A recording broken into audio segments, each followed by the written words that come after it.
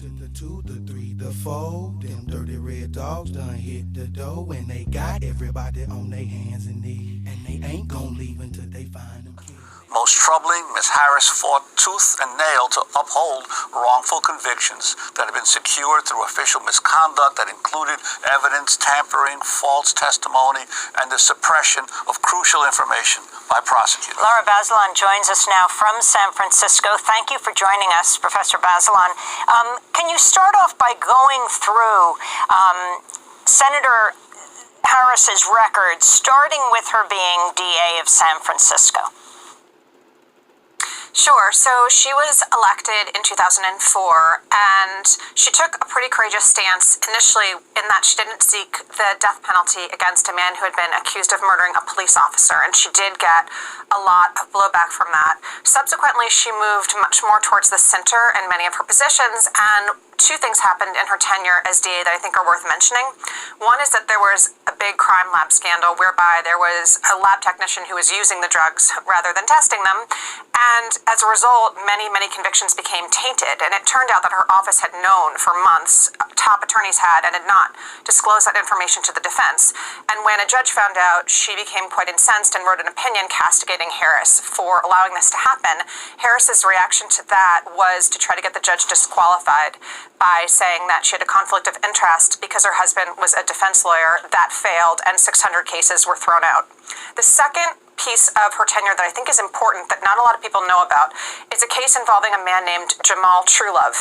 That case was tried by Linda Allen, who was one of Harris's deputies, and the case against Truelove turned on one eyewitness. It was a one eyewitness identification case. He was convicted and sentenced to 50 years to life, and the Court of Appeals threw out that conviction, castigating what Allen had done as gross and egregious prosecutorial misconduct. They said that her closing argument was a yarn made out of whole cloth. Recently, Truelove sued the city of the city of San Francisco, and won a $13.1 million judgment. Now, you've also written about another case, George Gage. Could you talk about that as well? Yes, and this is what prompted me really to write this piece. It's Harris's record on wrongful convictions. So after Truelove, there was Gage, and there was Johnny Baca, and Daniel Larson, and a man named Jose Luis Diaz. And in these cases, what happened was that Harris was at that point the AG, the top official in the state of California, the top prosecutor. And when these convictions came up, they had been handled by lower DAs, and it was her job to decide whether or not to defend them.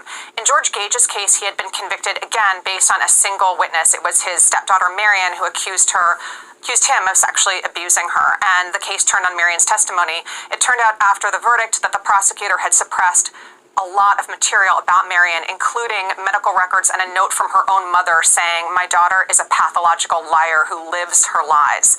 And rather than acknowledge that this really terrible thing had happened, that this prosecutor had held back information that might have swayed the verdict, what Harris's attorneys went into court and did was say, look, George Gage, who had been forced to act as his own lawyer, didn't raise his claim in exactly the right way, and so for this technical reason, you should affirm the conviction.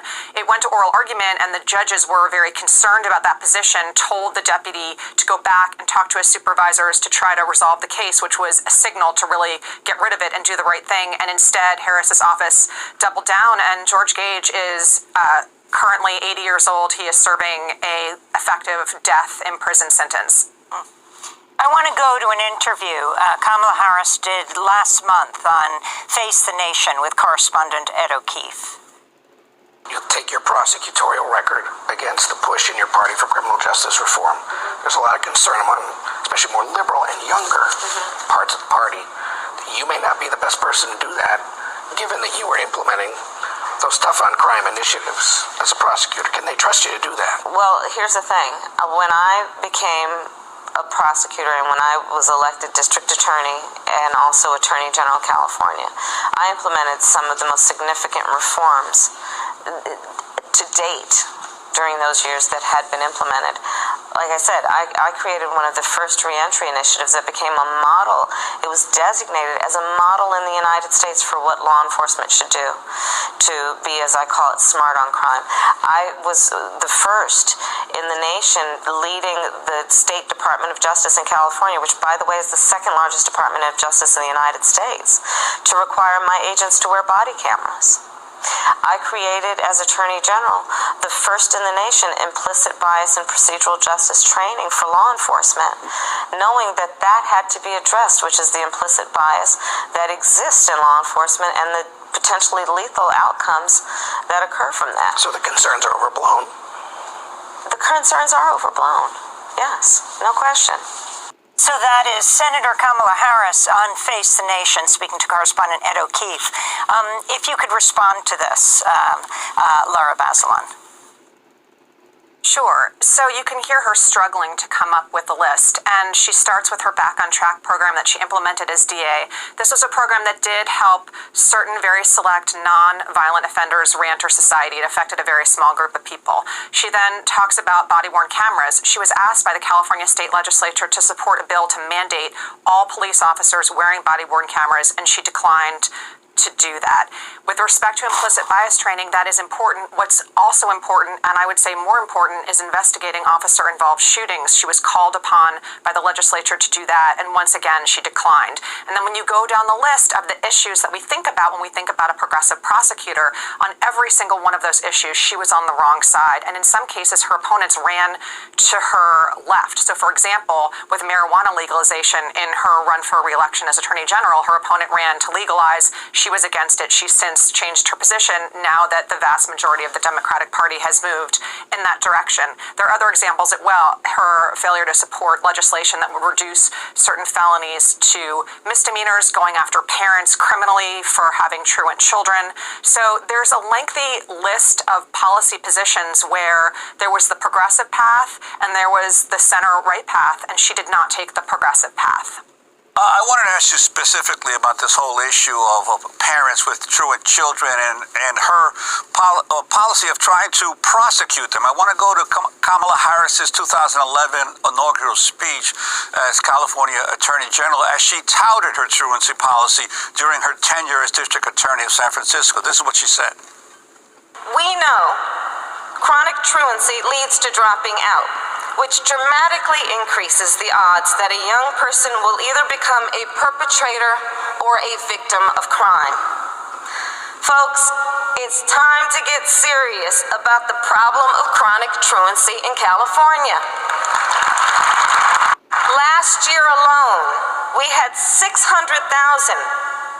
truant students in our elementary schools, which roughly matches the number of inmates in our state prison system. And is it a coincidence? Of course not. And as unacceptable as this problem is, I know we can fix it. In San Francisco, we threatened the parents of truants with prosecution, and truancy dropped 32%. So we are putting parents on notice.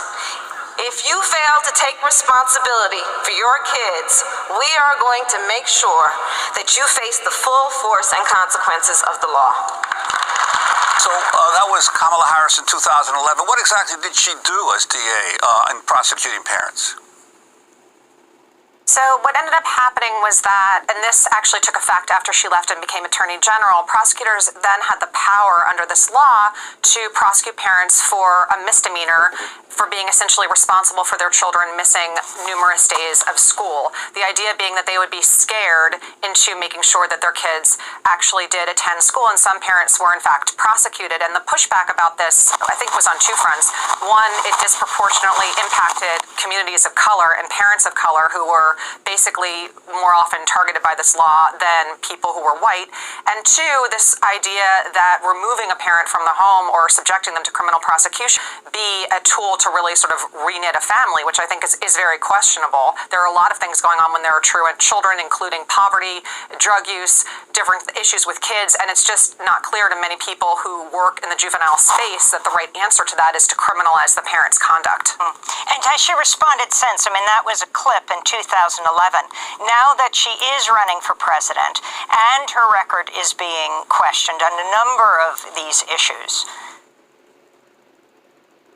Well, I mean, that to me has been what's been frustrating, is that I don't find her responses to be responsive to the questions that she's being asked, and I don't feel oftentimes that she's being asked the hard questions. So the Face the Nation clip is kind of the perfect example where she's thrown what I think is sort of a softball and then responds by ticking off a couple of accomplishments that when you look at them in the bigger context actually aren't that progressive. And so part of it is that she hasn't been pushed directly to answer for truancy, for George Gage, for Jamal Truelove, for marijuana, for opposing testing in Kevin Cooper's case. I mean, she's not getting those questions, I think. Clint fronted me some weight, told me keep 2, bring him back 8, and I only brought him 5 and stuck his ass for 3. Do you think that Clamp of the sickest goons on me?